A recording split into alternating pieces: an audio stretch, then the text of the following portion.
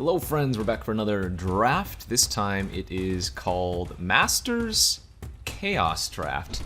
So Chaos Draft is normally a format where you get 24 unique packs with no overlap across all 8 players. This is a little bit different. This is a Masters version, so it's going to be all of the Masters edition sets. So as you can see here, we have, I believe this is Masters 20, or yeah, Masters 25. So every set is going to be from a Masters edition, as you'll see from the following sets. So it's going to be a high power draft format, but it's still going to be a draft format. Less powerful than Cube, I would say, and you're probably going to not get as many big synergies or deck archetypes, and you're more going to just draft good cards here. And speaking of good cards, can't really go wrong with a Lightning Bolt. Pick one, pack one. Other fine cards in this pack, there are certainly quite a few, although I don't have too much time to go over them. So let's just take the 1 red mana, 3 damage, any target. See where we go from there. And then, oh gosh, I think this one was Eternal Masters, but I couldn't tell you off the top of my head. But yeah, this looks like Eternal Masters now. And again, so it's going to look like somewhat of a limited format. It's just going to have higher power cards because they're all from the Masters editions, which were a higher power format in general. Anyways, the rare past was a Firemane Angel. I don't think this card is too strong, and a colorless card, or rather a 2-color card this early is a little bit expensive. Cards that I am looking at here, there's like a Blinding Mage, always good in a limited format.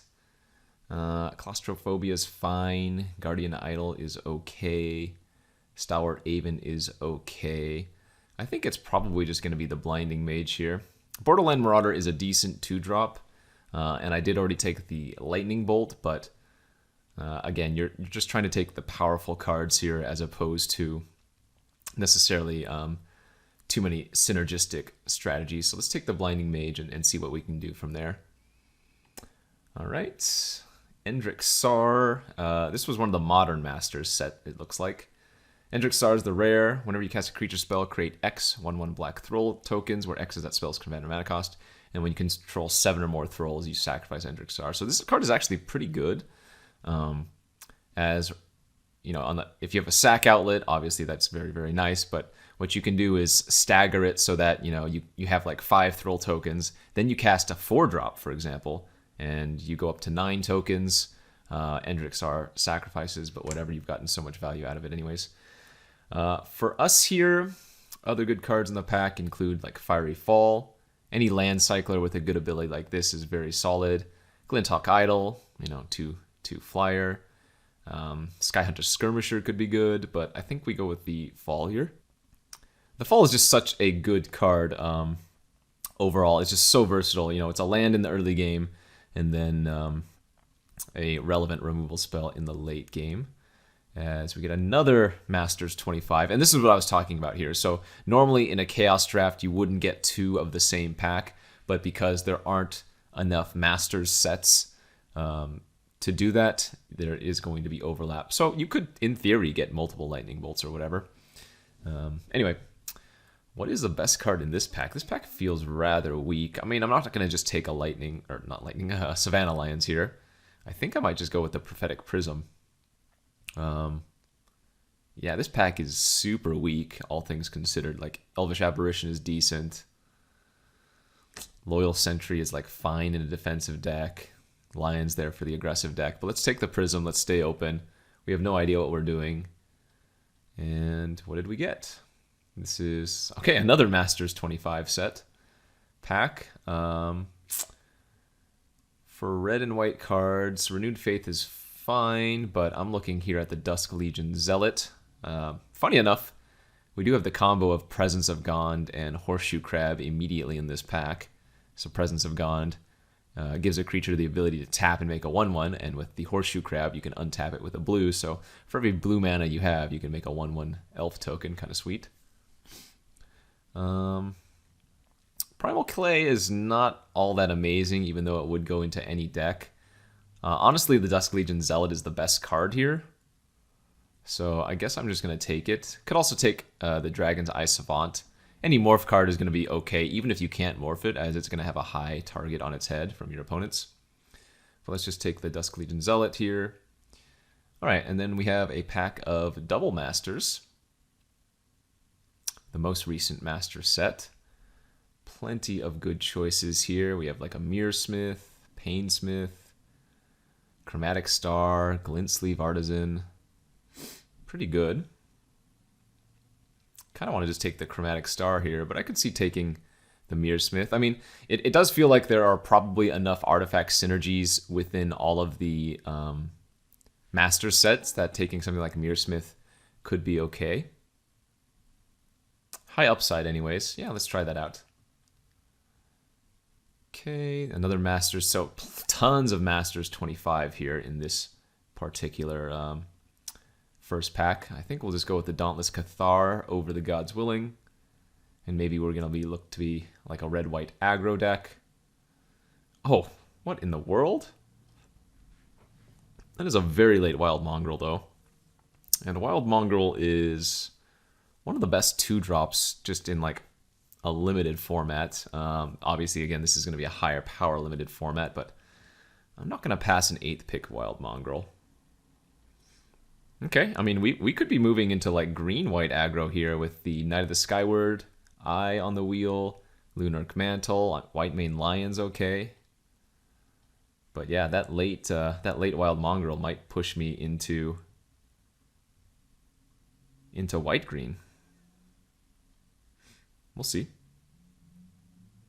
I mean, this is another really good 2-drop as well. 2/2 for 2, and then once you get to 4 mana, if you have a green, you can give it +3/+3 until end of turn. Very interesting.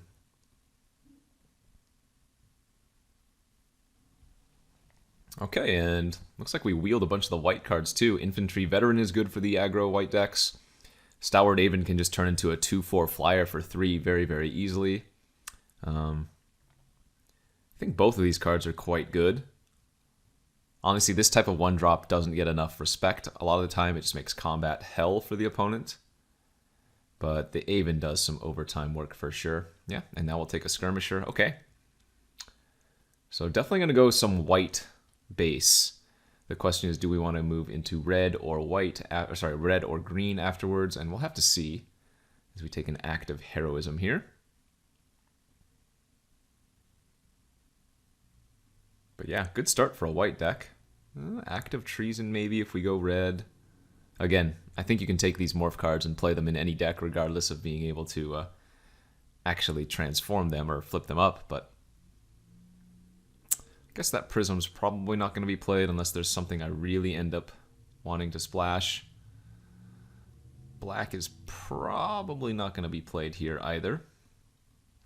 So, base white with currently kind of an idea of what we want as a second color, but who knows? I mean, I might open Crazy Bomb in the last pack and or in the next pack and maybe go that route instead. I picked up a Painsmith to go with the Dusk Legion Zealot, but still not as good as our red or our green. Although notably, we didn't see very much red here, right? I first picked the Bolt and just didn't see much after that. Okay, pack 2, and this is I don't remember what Masters edition this is, but this was a heavy artifact theme one. Rebels were also a thing here. We're going to take the Saltfield Recluse. If you've never had a chance to play with Saltfield Recluse before, you are missing out. One of the better cards in its limited format. One that made it completely hell for your opponent to try to fight through. And another really big upside for the Recluse in this particular format was the fact that it was a rebel. And as you can see here, one of the ways you can tutor up rebels in this format was with the Amru Scout. Now, maybe it's not as good as it could be because we're not going to be able to tutor it unless we wheel the Scout, but this type of effect is always good and limited, which is why I was saying like that veteran infantry from the first pack was also good. So let's just take the Saltfield Recluse here, I think. Either that or like Imperiosaur has some good value, but we know we're going to play white for sure. Okay, some more really, really good cards here. Sudden Shock, Nice little split second one. You can't interrupt. Pyrite Spell Bomb. But we have ourselves a Blinding Beam. Another really, really solid white card. Yeah, that just basically does everything you want in a white aggressive or even a defensive deck. Ooh, Auriok Salvagers? That's kind of cute. Looks like here we're probably going to take the Darksteel Axe. That Mazavith is another amazing card in Limited. The thing is, I feel like the deck that I'm building wants to be on the attack, right? So the Mazavith gets a little bit worse. And Axe is always going to be a great pickup in this style of Limited deck. Oh my gosh, Kiki Jiki. That is probably a little bit too cute. I mean, I still don't know what secondary color I'll be playing here. I think Spite Bellows is often going to be really, really solid, but again, I'm a little bit concerned about the number of red pips I would need here. Damn. I don't think I can take the Kiki Jiki. I think I'm going to take the Spite Bellows. And maybe look to be the Boros deck after all. We'll see. Pillar of Flame, Seeker of the Way. Another good pack here for us. Let's just take the Seeker. Another really strong 2-drop here for us. And we have a decent number of ways to trigger the Prowess. Otherwise, we have like a Roshin Meander if I was going to play red for sure, or that Pillar of Flame, but Seeker's nice. Flamekin Zealot. That one's cute. But, I mean, we have Keldon Marauder, Mog Fanatic, and probably what's going to be my pick here, this Passivism. Solid removal. So yeah, I'm liking our start so far. It's just, we just don't know what secondary color we're going to want to be. I mean, we could still, even if we end up in red-white, we could play the Knight of the Skyward Eye, right? As just a bear. Not necessarily with any abilities to it. Invigorate would be good if we went green.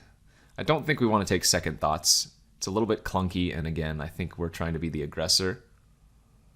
So we'll take the Invigorate for the potential green as opposed to Relic or whatever for sideboard.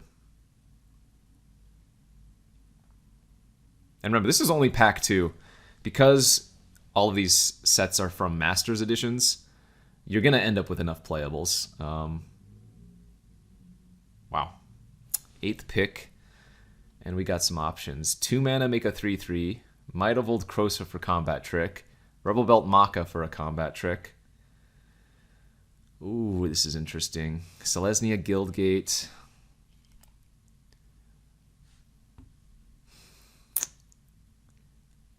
Am I losing this Bolt and now taking a green card? Because it kind of feels like I am. Alright, let's take a 2 mana 3/3. And maybe we're just going to be super aggro green-white here. Look at my curve, if you can even call it a curve. Lots of 2-drops and some 3-drops. Invigorate is such a sweet card to get them. Like, I doubt people are going to play around it in this format, and so if you tap out and then attack, they're not going to expect it.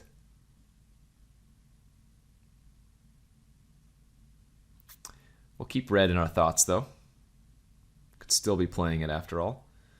Let's see. Mirrorsmith is a little bit awkward, I guess, but we do have 1 artifact to trigger it. Although, just having a creature on turn 2 is what this deck wants, so.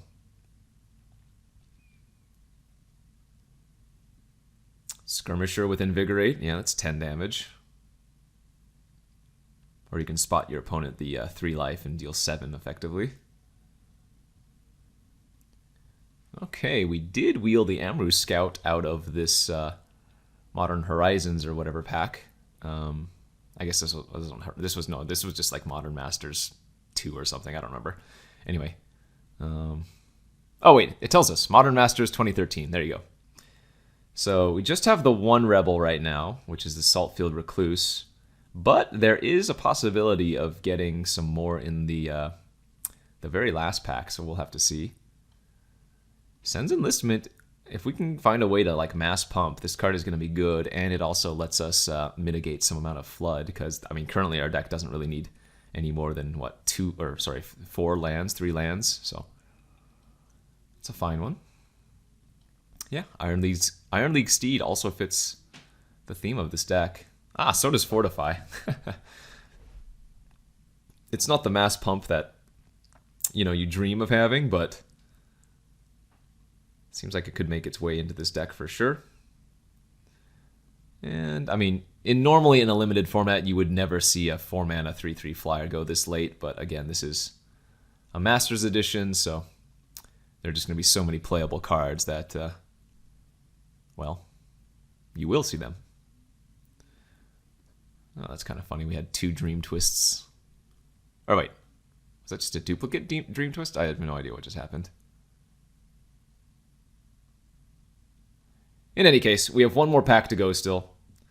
So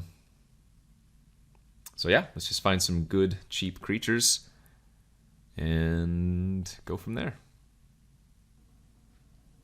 Okay, pack 3 has been opened. And we got ourselves Modern Masters 2015 edition. Rare was Hercule's Recall. We're not taking that. Cards we have for us: Arrest, Gambit, and the Mortar Pod. And I think this is just going to be an easy Mortar Pod. This card is a nice one for sure. Good living weapon, good way to get some reach into this style of deck. Turns all of your creatures eventually into little pings. So, wow, what a pack. What a pack indeed. Man, this is from Vintage Masters, I believe. Yeah, holy smokes. Vasara is insane, but obviously we're not going to take her here. Choices for me, I have Imperial Armor, Radiant Archangel, Battle Screech, Benevolent Bodyguard, Brilliant Halo, and Wild Mongrel. I'm going to go ahead and take the Battle Screech here just because this is so absurd in a heavy white deck like what I'm running. But my gosh, the power level here is great, and we're probably going to end up wielding something, right? Armor, Angel, Bodyguard, Halo, or Mongrel, so 5 different cards that we could wield that I'd be happy with, but Battle Screech is just way too good. Speaking of way too good, how about a Bone Splitter? We have a Darksteel Axe and we have a Bone Splitter now. That's quite nice. Card that I might wheel here for us is the Ivory Giant. Pretty fun one to suspend. But yeah, easy Bone Splitter. Nice pack. Let's take a Bally Knock Cohort. This is from Eternal Masters. It's a 2/2 first strike for 3, but then if you have another white creature, it's a 3/3 first strike for 3, so well on curve with what we want. In fact, I might be cutting green here. Like, Mongrel is only specifically good on 2, basically the same with Call of the Conclave. We can probably run like 1 or 2 green sources, or not for that, for the like Knight of the Skyward Eye or something, but this is just feeling like it's going to be better off as a mono white deck unless we get something in the next few picks that really make us want to do otherwise. In fact, it could just be better to splash the Bolt standalone than run any of the green cards. Glint Sleeve Artisan here for us is fine. Yep. Xantid Swarm. Yeah, we'll take that Elite Vanguard now. I mean, why not? We don't have any 1-drop creatures. Definitely wish I had gotten that Savannah Lions after all.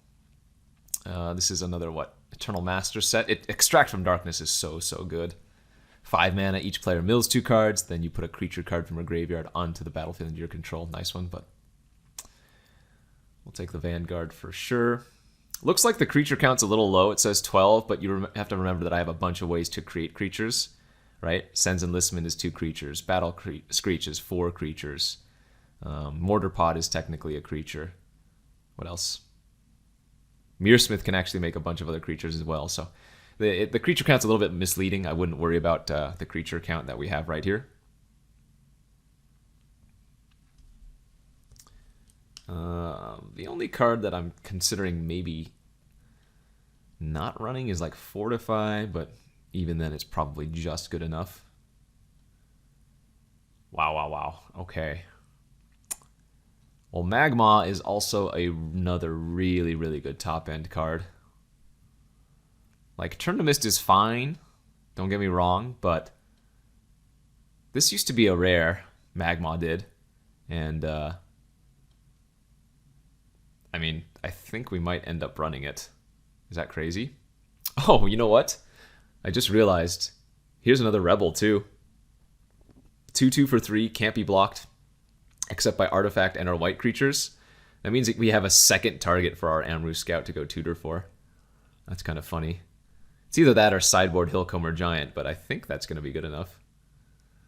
So if I end up splashing red with the Magma and the Bolt, don't think I'd run Fiery Fall, because this is not colorless to basic land cycle.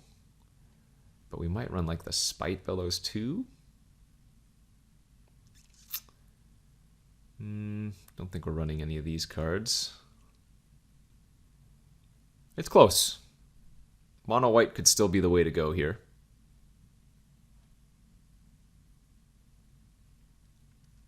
I'm wondering if Fortify is not necessary since I have the Bone Splitter and the Darksteel Axe. Okay, we did wheel a bunch of stuff. Even the second Wild Mongrel came back, which is nuts, but... Oh, man, I really want to take the Imperial Armor. This card has always been super good for me in Vintage Masters, but I think the Bodyguard is probably the correct choice. Just some more protection, a really annoying 1-drop. This card is great, but I think we want the Bodyguard. I dig this. This is a really, really cool mono white deck here. Another Fiery Fall. I mean, we could take Pallid Mycoderm. This is not crazy. It's not the 4-drop we want, but it's playable for sure. Not ever hitting Threshold.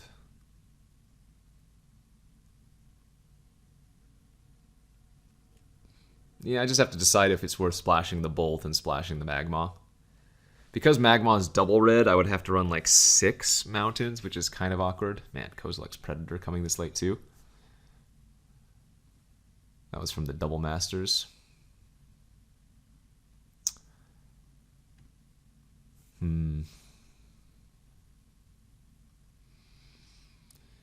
That's interesting. Let's see, these are creatures, these are creatures. But this is such a good mono white deck. Do I want to blemish it with some other powerful cards, but make my mana base worse?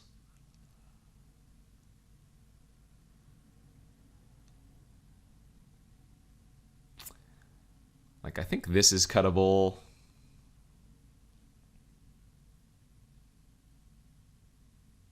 What does this do again? Untap target creature gets plus 2%. I don't need the Act of Heroism. Oh, God, the double red on the Magma is so painful, though.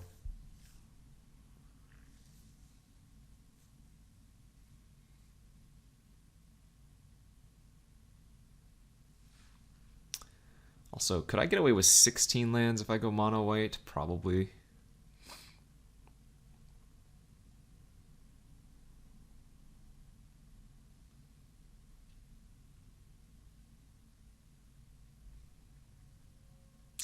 Could just put like the Knight of the Skyward Eye back in and run like a couple forests just in case for that.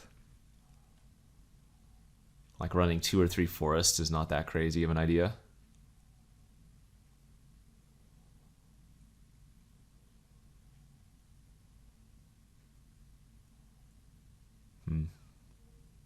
You know what? I'm going to cut the Pallid Mycoderm and run the Fortify after all.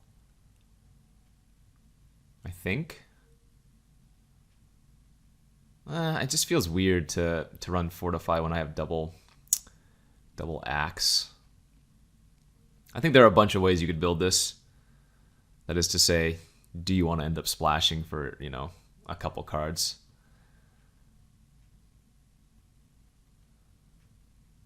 Alright, let's try this.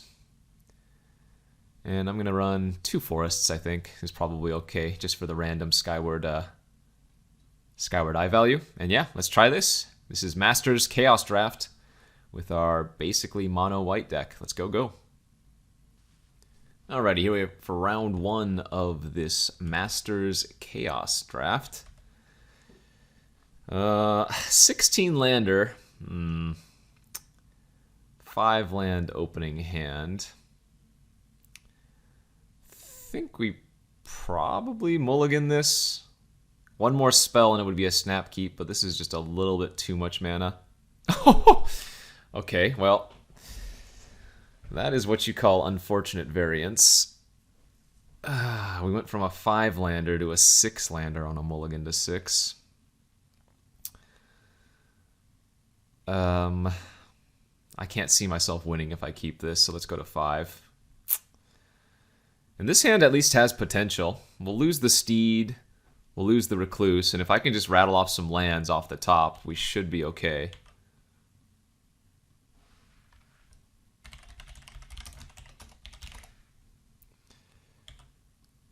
But yeah, I mean, I like maybe the first hand was okay, but 5 lands and a 1-drop with 1 removal spell is normally not going to cut it. Just unfortunate that we had to ship the second hand as well. We did find the first land, so if I draw 2 lands in a row, this is fully capable of getting there. Augur of Bolas from the opponent, so presumably they have a bunch of spells in their deck. There we go. Okay. Let's play a 3/3 first strike for 3. This is what we needed to have happen.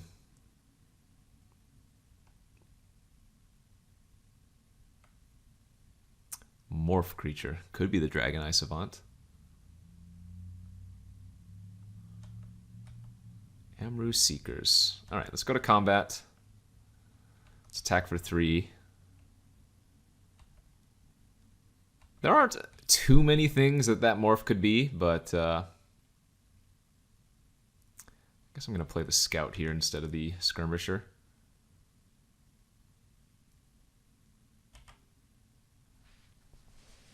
I don't recall all of the things that the morph could be, though, so...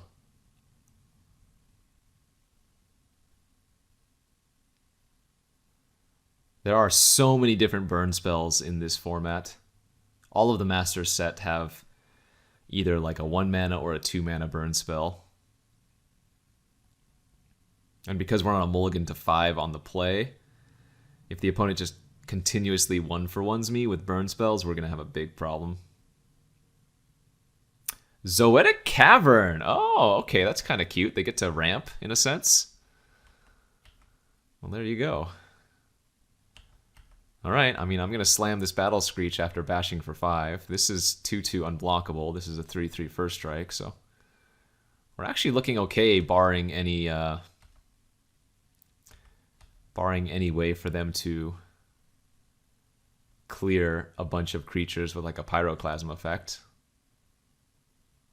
Great mulligan to 5. Working out nicely. Let's hope that they don't have a way to deal like 2 damage to all creatures.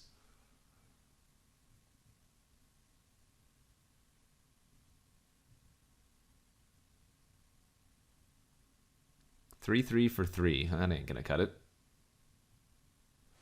Maybe draw Fortify for the win. Easy. Bone Splitter. Okay, let's lead with Bone Splitter to play around Mana Leak. Let's equip the Seeker. Let's tap down the Cathodian. And let's smash and bash. Aggro taps. Just the wind on the Seeker. Okay, that's fine. Not blocking the Ballynock, so it's just going to take a bunch of damage. Like, currently they're just dead in the air now.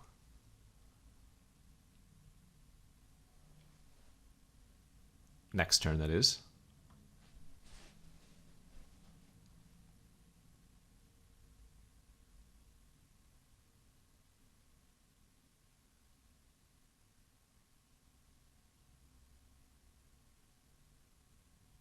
So what are the scariest cards that we could see from a red-blue deck? The only red-blue card I can think of is Niv Mizzet, the Firemind, which is the 4/4. Tap to draw a card, and then whenever you draw a card, ping for 1. I'm sure there are a few other blue-red cards in the format. Okay, how do we want to play this? I think, oh god, is Either Eyes in this format? That's the put all attacking creatures like on top of their owner's library.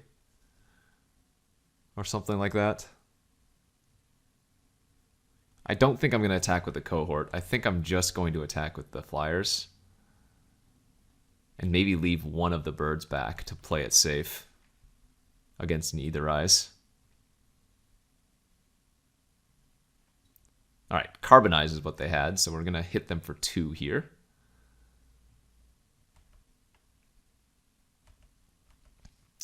And then I'll play another flyer, and I'm not going to equip because we want to hold up the tap down. Still just dead in the air.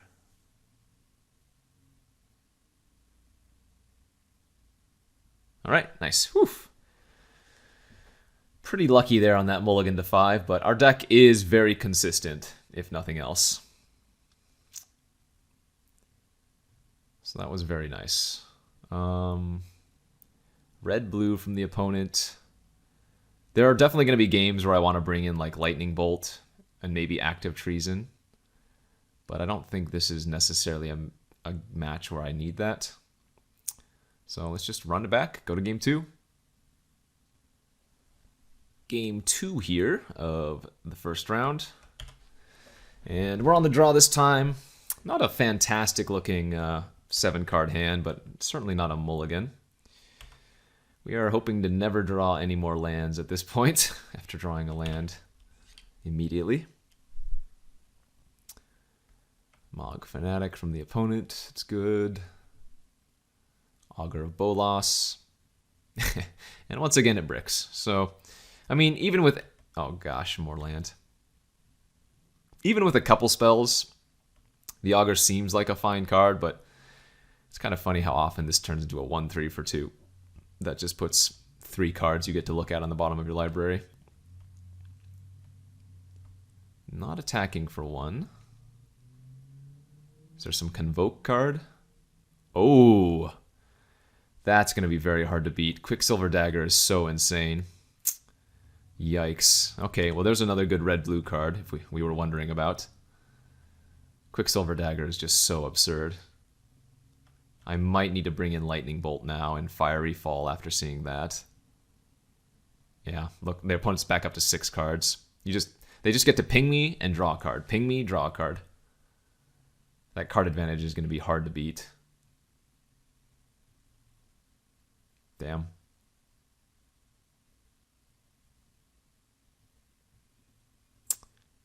Yeah, definitely going to need to bring in red for that. What was that? Deep Analysis now too? Oh, just infinite card draw. All right. Well, I guess we try to go wide. Go wide and kill him fast in the air is going to be my game plan.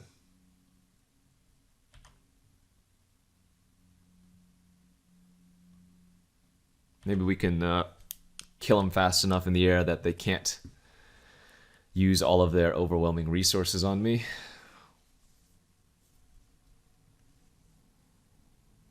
Apocryphite? Sure, that's fine.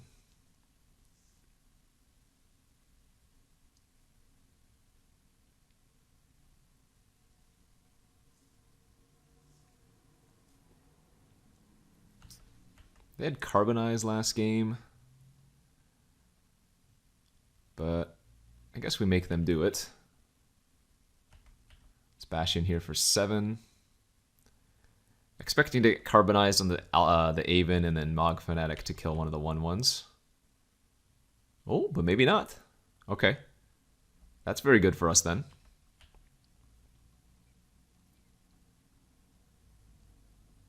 Maybe a counter spell? I don't really care if they counter my knight. Sure. From their perspective, though, they probably just need to counter anything. But currently have them on a 2-turn air clock. I don't expect blue-red to have 0 cards to interact with, but hey. Maybe we won't need to do any sideboarding after all. Cycle Chartooth Cougar. Okay, go get another mountain. We're hoping that they just play a flyer this turn that we can pacify. Chandra's Outrage. Boo. All right. So the fact they main phase that means I do get to re-equip the axe, though. So we're going to be hitting him for 2, 4, 5, 6, 7, because I'm going to pacify the Apocryphite. Pyrokinesis? Oh my gosh. X damage divided as you choose. Oh my gosh. Alright, well. Pyrokinesis is insane versus us. Holy crap. Yikes. I mean, as far as card advantage, it was like a 1 for 2. Or a 2 for 1, but... Oh my gosh, and they have Flame Fiend to go with Apocryphite. Okay, that is yikes. Big yikes there, let me tell you. We might need to do some sideboarding now.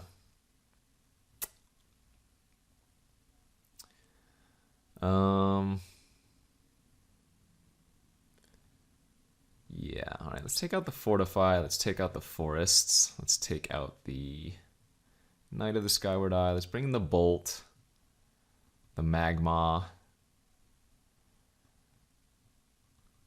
5 mountains?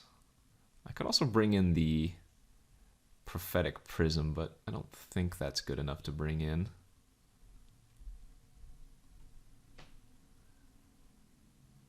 This is a little bit awkward, isn't it?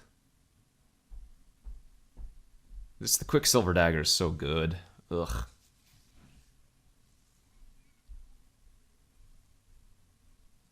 I wonder if this is actually better or not.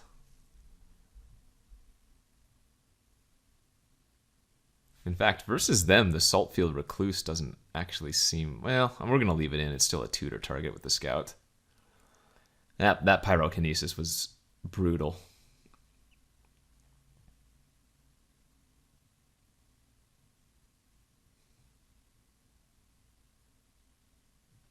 Okay, let's try it like this. Game 3 here, first round. Alright, I mean... We've got 2 mountains in our opening hand with the Magma, and we already have 1, 2, 3 drop curve, so I guess I shouldn't complain at all.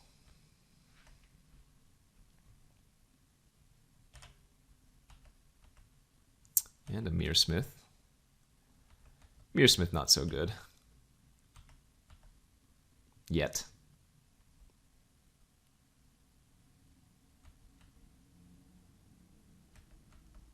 Yeah, hopefully my 1, 2, 3 curve gets them. Nice. Alright, no creature from them. Means we get to keep bashing at least for a little bit. Haven's a decent draw. I'm going to get the Aven online instead of the Dauntless Cathar. It's more likely to get in next turn, and we want to get the Renown on it. Force of Will! Alright, they have Force of Will and Pyrokinesis. That's pretty funny. I don't really mind them forcing the Aven, but it's cute.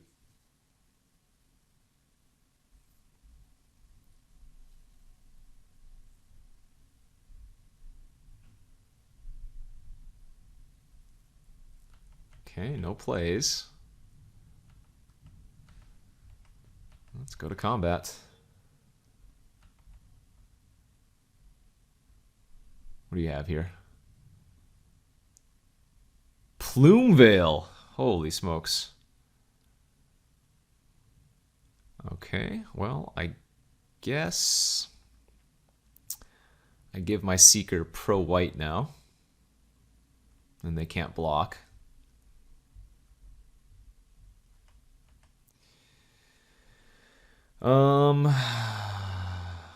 Yeah, I need to drop Pacifism, because I can't actually attack into that.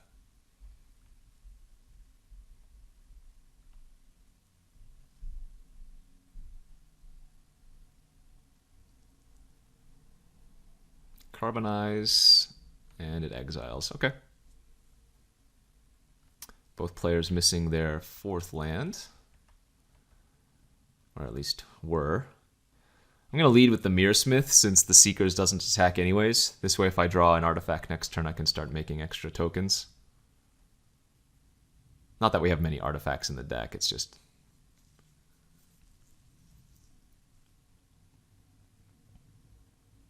Hissing Iguanar, okay.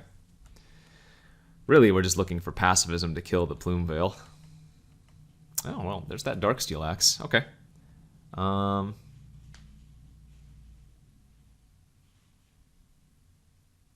So now we're going to play the Seekers. Next turn, I get to play the Axe, make a token, equip the Axe to the Seekers, and then the Seekers can attack into the Plume Veil.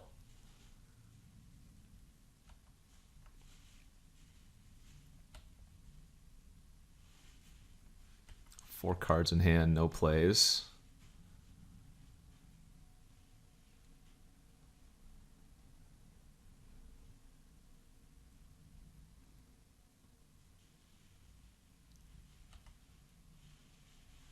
Let's make a token.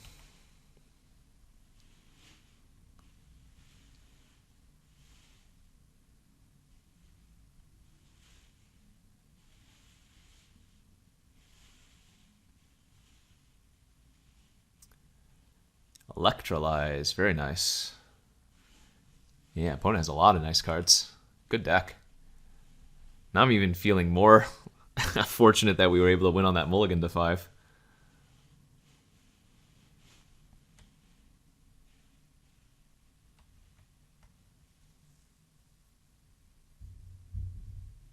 Mog Fanatic, alright, that pops the Mirror Smith. Also deals me 2 damage because the Hissing Iguanar. No, maybe not.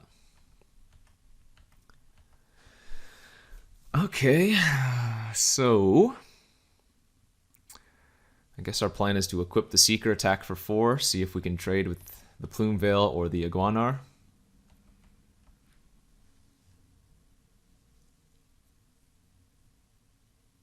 Alright, we'll let damage happen.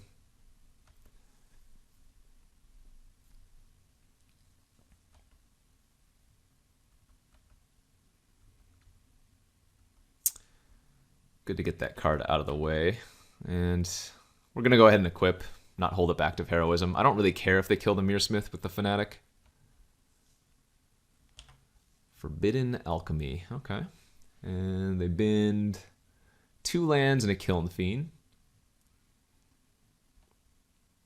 Notably, they do have access to black for flashback on the Alchemy eventually. Hey, Flame Fiend, that's fine. So I'm going to take 4, 5, 6, 7, 8 here when they sack the Prism. All right.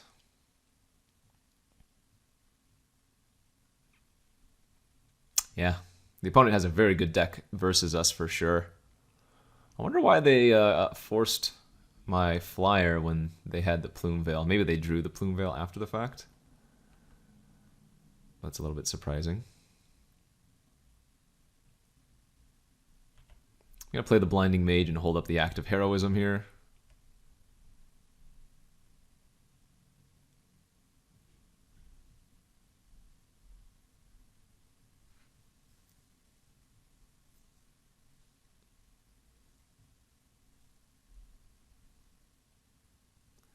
Quicksilver Dagger on their Fanatic. Okay.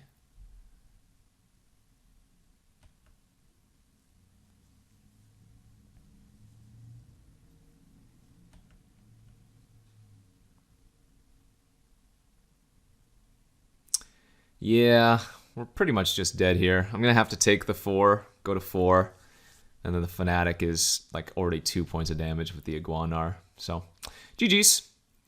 Good draw, good deck from the opponent. It's too bad we weren't able to beat him, but we'll get the next 2. Here we are for round 2 of this Masters Chaos draft. Oh, on the draw with nothing to do until turn 4 is probably not a keep. That is much better. Got ourselves removal. Scout can tutor for 2 different creatures. And now even a Battle Screech. Got thrashed in the previous round by a really nice red-blue deck.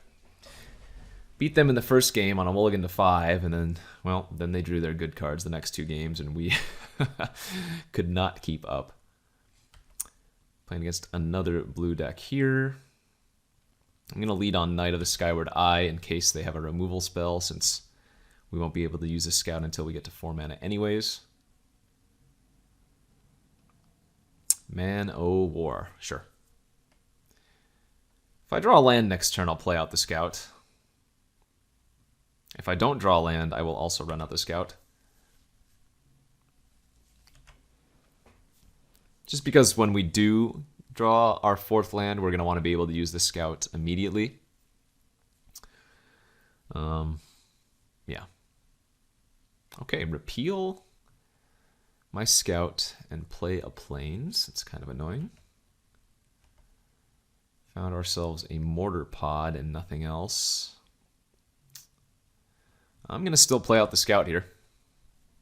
We might not have the fourth land yet, but once we do, we have two different creatures to go tutor, and the Saltfield Recluse buys a ton of time, so.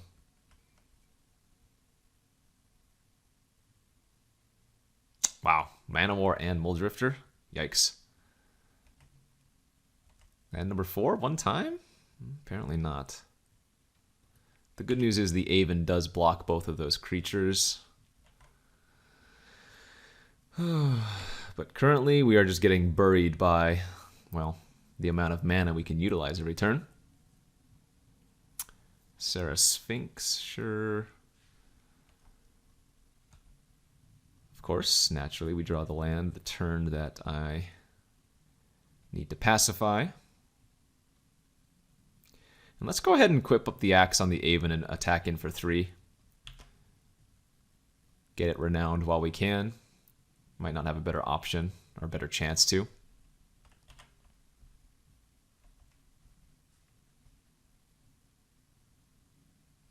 Frogify.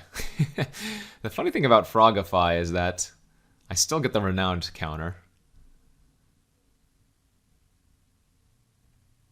We'll go ahead and take 4 here, go to 12. And they have no artifact in their graveyard. I'm going to go ahead and keep smashing for 4. Pass here, use the scout. Get the Saltfield Recluse. Double Mirror Retriever. Okay, well, you gotta have a little loop there, I suppose. Yeah, no worries. Take 4.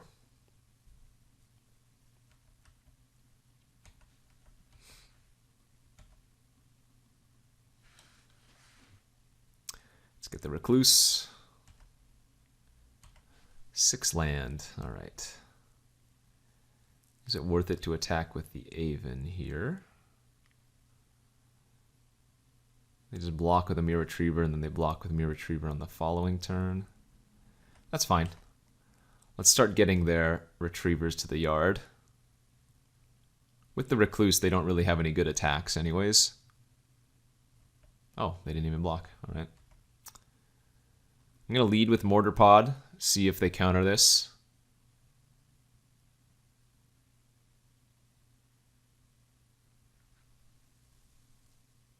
Dramatic Visions, maybe? Rewind, okay. I am not going to play around them having a second counter, though. So I think slamming the Battle Screech is good now.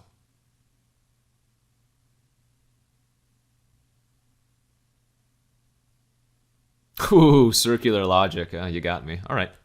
The nice thing is we'll be able to flash that back from the graveyard next turn. And again, like I said, because of the Recluse, they actually have no good attacks at the moment.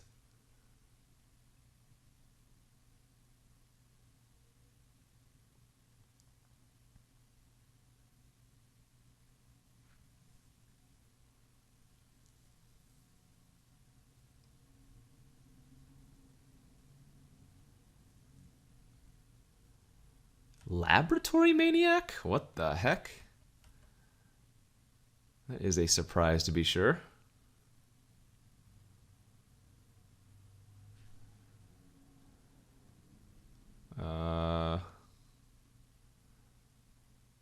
This is some kind of trick, but we'll assume they didn't see it. Okay, I guess they didn't see it. I don't know what that was. Maybe they're filling their graveyard for some reason.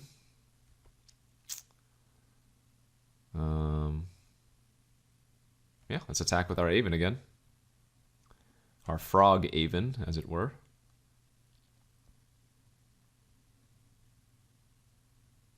Okay, I'm super scared now. Why aren't they blocking with their Mirror Retrievers?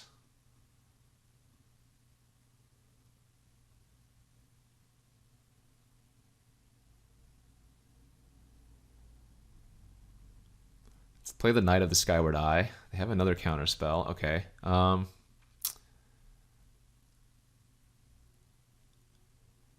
Well, the Scout getting the 2/2 that can't be blocked is not super relevant here, because those can block it, so let's go ahead and just make the flyers out. They have no cards in their hand. I mean, I know they needed to double block my Aven to kill it because I had the Recluse, but that seemed very strange. Like, they could just be blocking with the Mirror Retrievers and then looping those. Kind of concerning.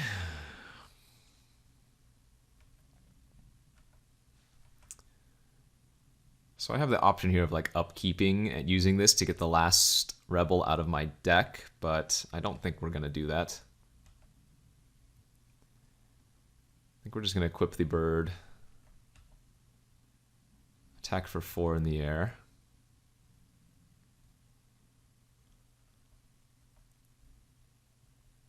And then pass. I wanted to see what we drew first, because we did have the Sens Enlistment in our graveyard that we could also retrace instead of getting the 2/2. But we'll go ahead and go for the kill next turn now.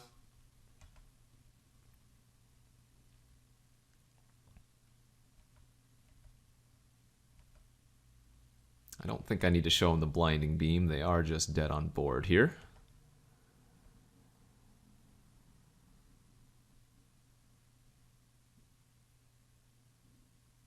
What is this? Totally lost on my pacifism. All right, well now we can go ahead and use the Blinding Beam, tap down 2 creatures,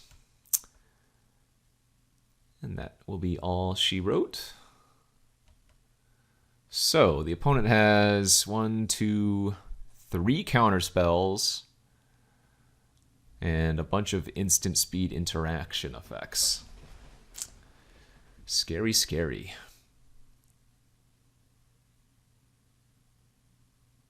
I'm not too concerned, though. Our deck gets down really fast and starts beating. Like, if I just get any kind of board presence early, they can't really sit back on their counter magic spells. So this looks good on the draw, but we got some good early plays.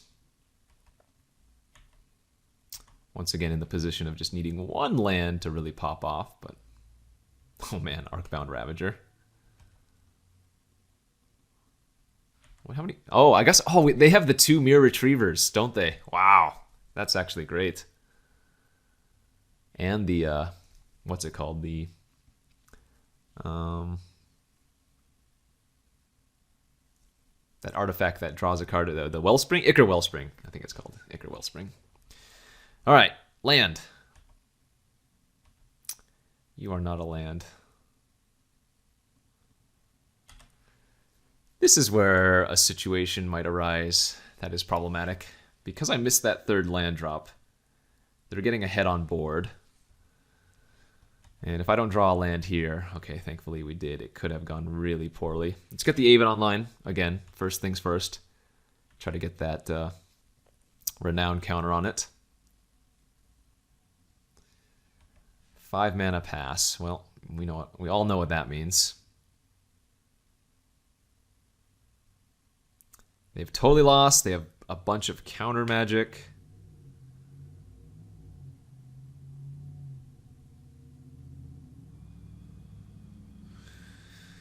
Okay, I'm going to go with the equip on the Aven.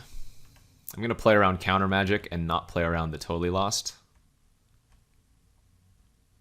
And just pass.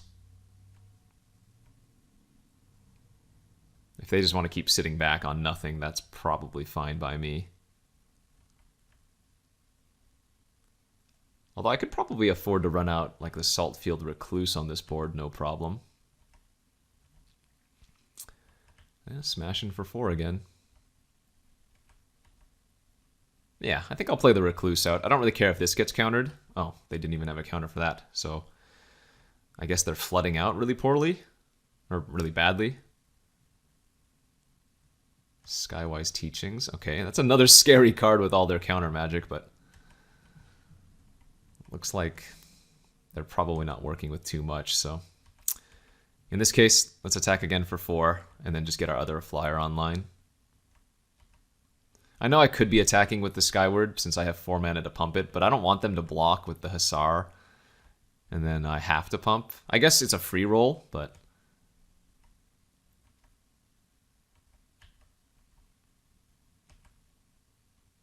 Alright, let's put them with lethal. Or wait, no, this is 1 off lethal unless I go for the Fortify, isn't it? Let's go for the Fortify. Show me the counter. No counter? Yeah, and we got him. Alright, so almost certainly our opponent was just, flooding out there as they show us 3 more lands in their hand. And our deck worked well there. Let's try to salvage that 2-1. Here we are for that 3rd and final round of this Masters Chaos Draft. On the draw with pretty reasonable hand. Mearsmith into Mortar Pod with a land would be nice, but we just have a decent creature curve out as we play against a blue deck for the 3rd time. Blue-red at that for the 2nd time. So what's my curve going to be? I guess because they have the 1/4, I would rather go the slow and steady pace here of playing Mearsmith into Mortar Pod, make a token, as opposed to trying to get aggressive. Well, it looks like those dreams were shattered as they pillar away my Mearsmith and attack for 1 with the turtle. So I think this is the opportunity that I want to take to Mortar Pod the giant tortoise down while it only has 1 toughness while it's tapped. Because just playing out a Dauntless Cathar or whatever is fine, but, you know. Deep analysis from the opponent. It's good. Let's go for the Aven. Again, we want to get the Renowned online. First things first. I'm going to guess they have a lot of removal in their deck, though. Grixis Colors. Wow, Frantic Search, too.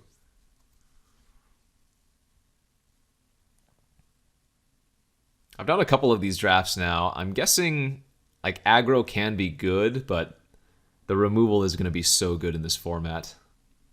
Yeah. 3/4. Oh, they discarded a 2nd Deep Analysis. Holy smokes. So they just have 4 cards at the ready. That's not good for us. Because all we can do is play a 3/3 and pass. And we've dealt no damage to them so far, so they can kind of just fire off the Deep Analysis flashback, no problem. Yikes. Twisted Abomination. That's another really good card.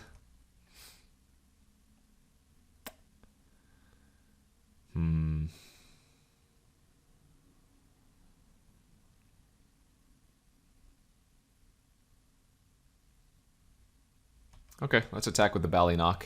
If they block with the Sphinx, I'll use the Active Heroism. They can't regenerate this turn, so I need to start doing something. And another flyer.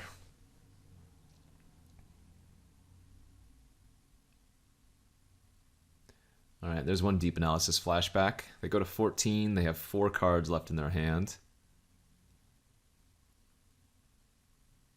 Smashing for 5. Yep, absolutely.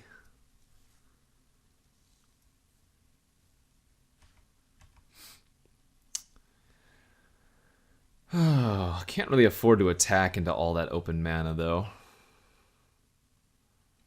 I don't think this Blinding Mage is going to survive any length of time, but I'm going to go ahead and play it out.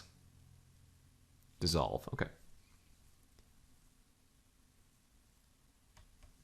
If I had a 2nd land, I'd be able to attack this turn, or rather, a 4th land for a 2nd land to play untapped. Glacial Fortress on the Skirmisher. Yep. Take another 5 here. Maybe 8. Maybe they go on the offensive. Huh. No Abomination attack, though. Interesting. They must have another flyer. Cathodian. That's a little bit of a strange play, because if the Aven gets to hit, it turns into a 2/4, which can block their Sphinx now all day. They didn't flashback analysis, so I'm guessing they might have another counter in their hand.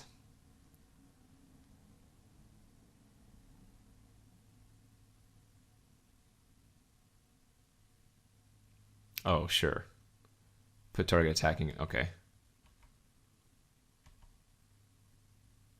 Now I'm really confused as to... I mean, it's like a time walk if you think about it. But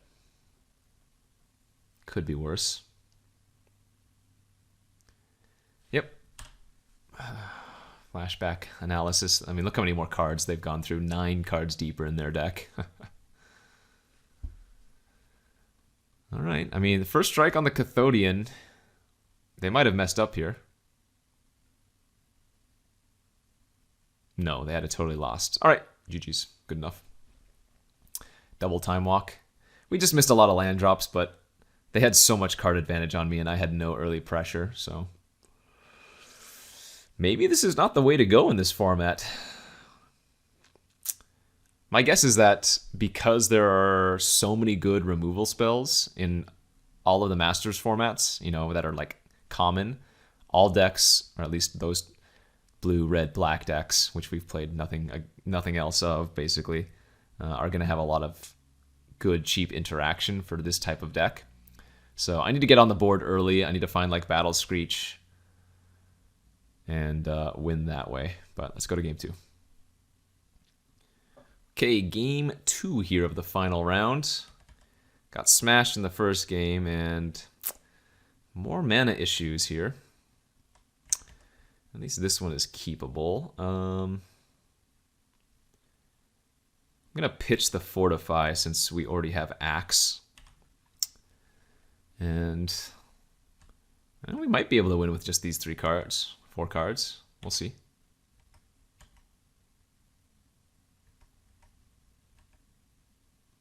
Like the Amru Seekers with Darksteel Axe and a Benevolent Bodyguard for protection.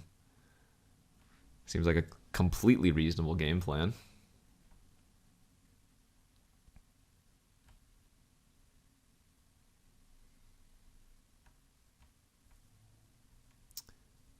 Glacial Ray, Giant Tortoise. Okay. All right. 2/2 unblockable. Game plan active.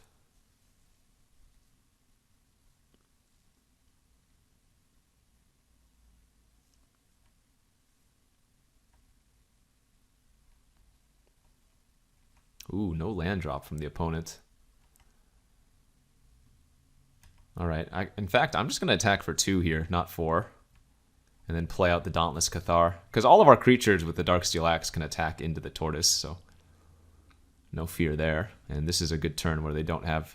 Oh! Sudden Shock! And I can't respond because of Split Second. Oh no!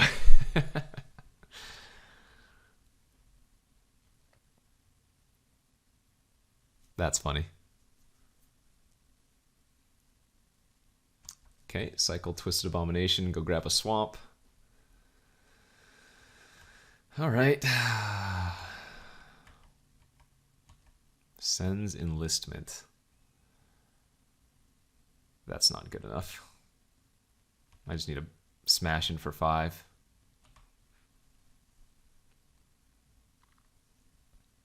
We bottomed the Fortify, so Sends Enlistment's pretty weak right now. Until I start flooding out or something.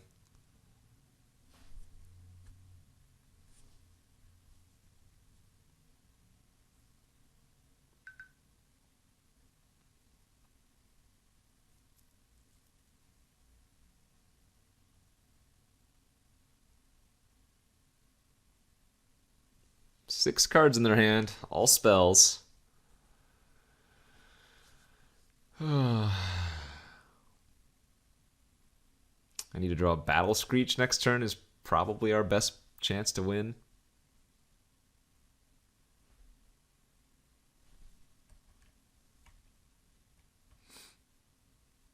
Four mana, no plays. Okay. Draw step. Okay, nothing. I'm gonna go to combat. What do you got? Agony Warp.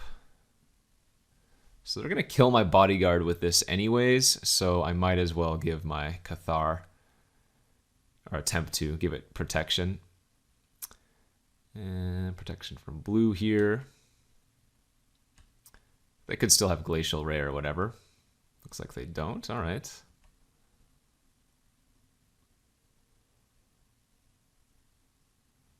God, none of these plays are particularly exciting. I guess I'm going to play the Recluse out instead. Because we don't have protection anymore, the Recluse can at least turn off one of their blockers, so maybe the Cathar can attack in better. But they had a Fire Ice. Interesting. Yeah, I mean, they're just going to have so much removal. The Pillar of Flame now exiles my Dauntless Cathar, so I don't even get a token out of it. Alright, let's slam our tokens. If they're going to rewind or whatever, if they're going to counter a spell, I'd rather them counter this.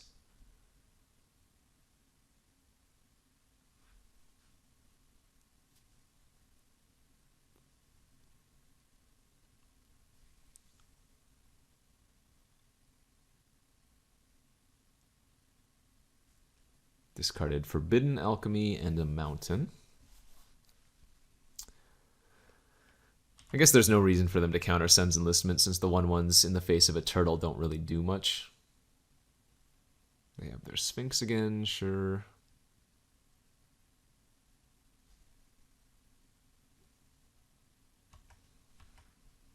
Skirmisher is interesting.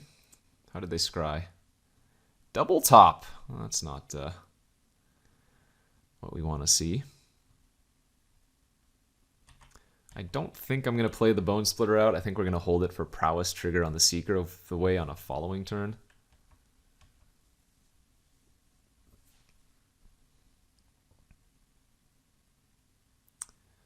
Five mana pass.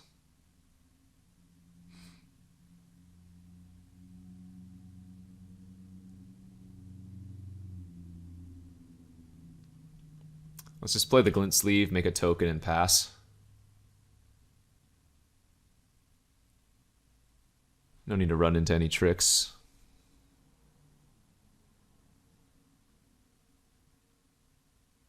Cryptic Command? Holy God. Holy smokes, we are getting completely wrecked by all of these blue decks, and it doesn't feel good. Alright, I'm just gonna... Every time I draw a land, I'm just gonna make 2 1/1s, and we're gonna try to eventually just go wide on them.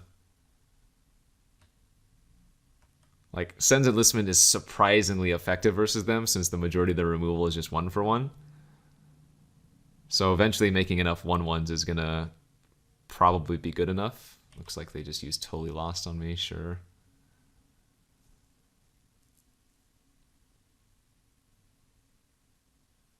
Ooh, Cephalid Broker, another really strong card. Target player draws 2, then discards 2.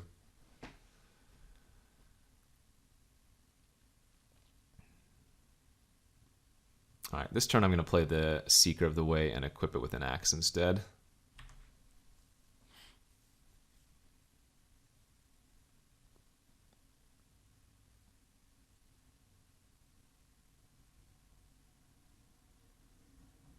Glacial Ray, yep, it's dead.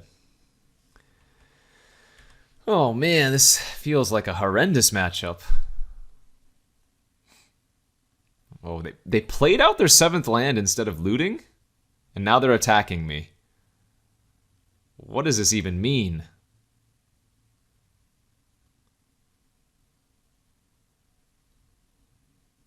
This is such a bait. I don't know why I'm trying to grind away like this, but it's too good of an offer to pass. I don't know what's happening here, though. What are they doing? What's the last card in their hand? I'm terrified. I mean, maybe they're just flashing back Forbidden Alchemy? That was really weird.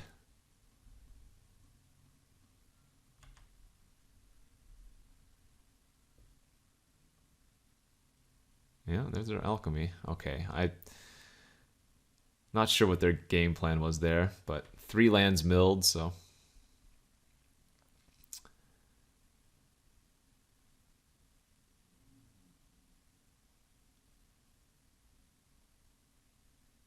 Okay, and there's their first deep analysis. I highly doubt they're going to be flashing that one back. Let's go with Bone Splitter, see if it gets countered. There's an... Is that second dissolve? No, it's the first dissolve. Okay. Equip the Sky Hunter. And then we actually get to attack with both. I mean... Yes, they could have a shock or something, but if they don't, they have to trade with the 3/1 double striker. So we get in for 1 and then get to play the Vanguard out.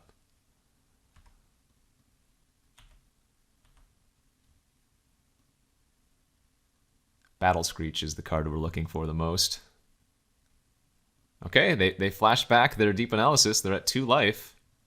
I have 2 lethal creatures when I move the axe. Every time I draw a land, I get to cast Sen's Enlistment, so... Snipe, bounce the token. Okay. And there's 2 more 1/1s.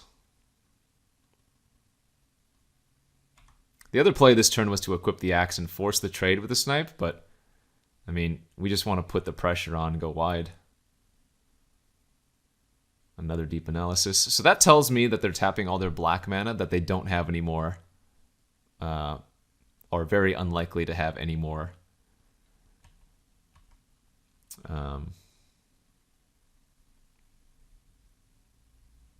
black cards left in their deck. I don't see a reason why I need to attack. Like, they're going to end up decking. I'm going to play the Mirrorsmith and I'm going to pass.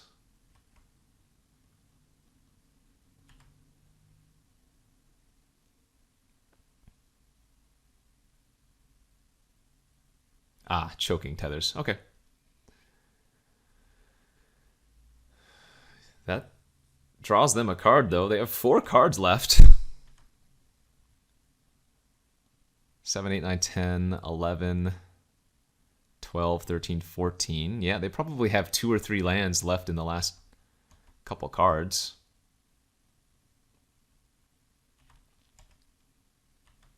Two cards left. Now we have the threat of killing them with our pressure, but also killing them through decking. And remember, this was not the opponent that had Laboratory Maniac. That was our other opponent. Thank God. All right, we go to a game 3. We were able to grind out all of their removal and force a game 3. Oh, this is crazy. Go game 3 versus Grixis removal.deck.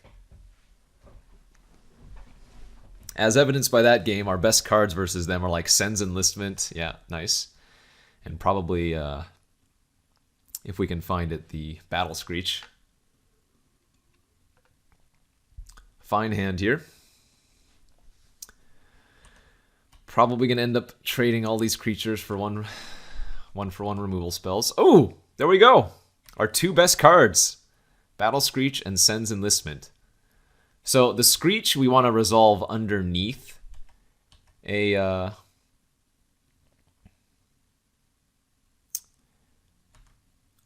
counter if we can. So we probably don't fire this off until they more or less tap out. And nice, we did find a land. Don't really care if Skirmisher gets countered, although it's probably likely to eat a burn spell of some variety at some point. 3 lands pass. All right. I'm just going to attack for 2 here. I'm not going to Bone Splitter equip. We can wait. These are the turns that we want to be developing out our board. While they're stuck on mana, and it's very hard to cast any of their counters that we know they have. Well, there's double blue again. So if they tap out here, we want to draw an untapped land for the Screech. If they don't tap out, we just right-click attack all. Hit them for 4. And decide, do we want to run out something into a counter? The Seeker of the Way, I think, is what we want to run out. They counter that. Oh. And then I was going to say run out the Bone Splitter. But if they didn't counter the Seeker, then I doubt they have a counter. Or maybe they didn't deem it worthy enough. But, okay. Deep Analysis is the best you got? Oh, baby. All right, this is where we need to put the pedal to the metal. Let's equip the Bone Splitter to our Double Striker. We're going to hit them here for 3, 6, 7, 8, 9, 10. And then we get to Mortar Pod to finish off the Tortoise. I actually messed up by not playing the Mortar Pod first, I guess. Lost a Prowess trigger, potential damage, but now they just have way too many threats.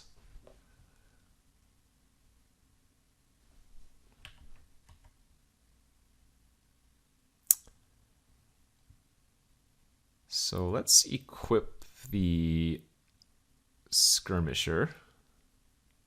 They need 2 different things here. I don't know what they could have. Choking Tethers tap 4 creatures. Oh, Cryptic Command tap 4 creatures, right.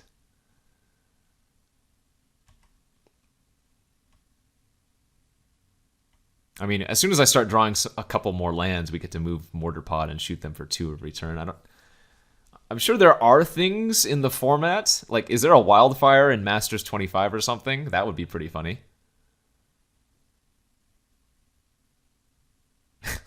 Wildfire would be a disaster for me.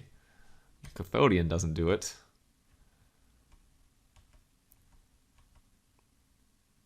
All right. I mean, I'm going to right-click attack all.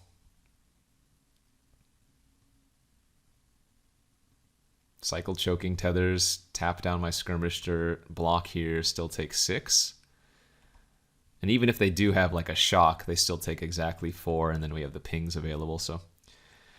All right, well, we lost the first round against that very nice blue-red deck, and we almost lost again to a very similar deck in the finals there, but we did manage to salvage a 2-1. I think that was a 3-0 quality deck, don't get me wrong. The thing is, like I mentioned earlier, there's just so much good removal in all of the Masters sets that, like, unless your creature does something when it enters the battlefield or some other way can get, you know, some 2-for-1 value, say for like Dauntless Cathar can make an extra 1/1 when it dies, it's just really hard to fight through all of the quality removal with creatures. I mean, the Screech and the Sen's Enlistment were key in a lot of those games, but anyways, hopefully you guys enjoyed this look at Masters Chaos Draft. There are probably going to be maybe one more of these coming up next week, but there are some more Vintage Cube drafts coming in the very near future in the next couple weeks after that. So thanks for watching. Don't forget to check out all of my other content here on the Card Kingdom YouTube channel. And this is Kenji signing out.